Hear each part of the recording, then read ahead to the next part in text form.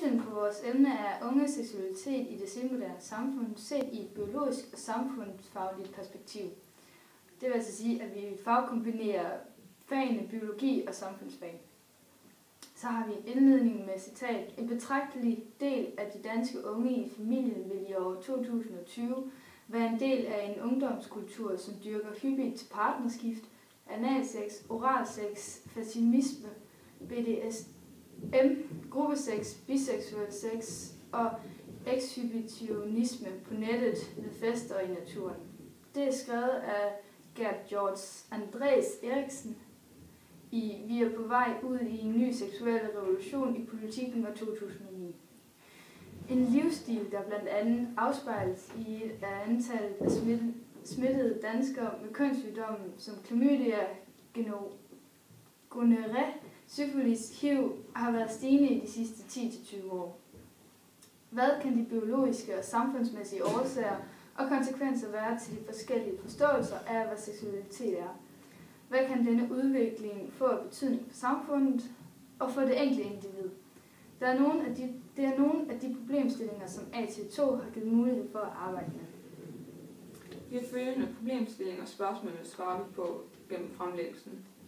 Hvad kendetegner unge seksualitet i det senmoderne samfund, og hvilken risici indebærer denne seksualitet? Hvordan kan man eksperimentelt undersøge, om et kondom kan forhindre smitten af en kønssygdom? Hvad er klamydia og HPV? Hvordan behandler man en klamydia-infektion, og hvordan forebygger man HPV-infektion? Er det forskellige udbredelsen af kønssygdomme i Danmark i forhold til geografi og køn, og i så fald, hvordan og hvorfor? Derefter valgte vi at diskutere identitetsmæssige problemer, der er medført af, at seksualitet i dag bruges til at udtrykke unges identitet. Og om forhold af visse kønssygdomme kan behandles eller vaccineres imod. Så har vi noget diskussion om metoder, hvor hvis man snakker om den videnskabelige metode, så snakker man om to begreber, induktivt og deduktivt. Induktivt, det er, hvor man iagttager noget, så opstiller man en hypotese, så laver man et forsøg, og så alt efter de her resultater her, så enten forkaster man hypotesen, eller også så laver man det til en teori. Ved det deduktive, der tager man noget generelt, og opprøver det på et særtilfælde. Så kan man få to forskellige resultater ud. Der er noget, der hedder det kvantitative, hvor det er noget måleligt, altså en masse eller noget retning.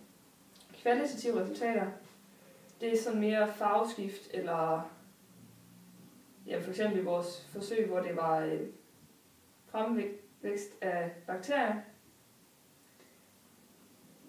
Vi lavede så det her forsøg her, som var et induktivt forsøg, hvor vi havde en stor reagensglas, som skulle symbolisere en penis, og så en petriskål med noget akker i, som skulle forestille kvindens skede. Og vi fik så kvalitative resultater i form af de her fremkomst af bakterier.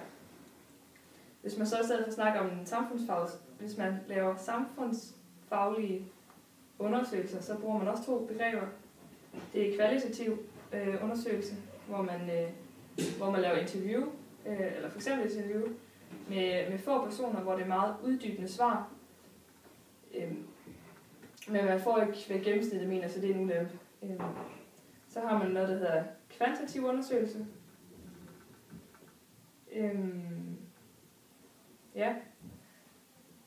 Hvor man laver et spørgeskema, hvor man har mange respondenter, altså folk, der svarer på det, så man får, hvad gennemsnittet mener. Og vi har så lavet en kvantitativ undersøgelse i form af et spørgeskema, hvor vi har 94, der har svaret på det her spørgeskema her.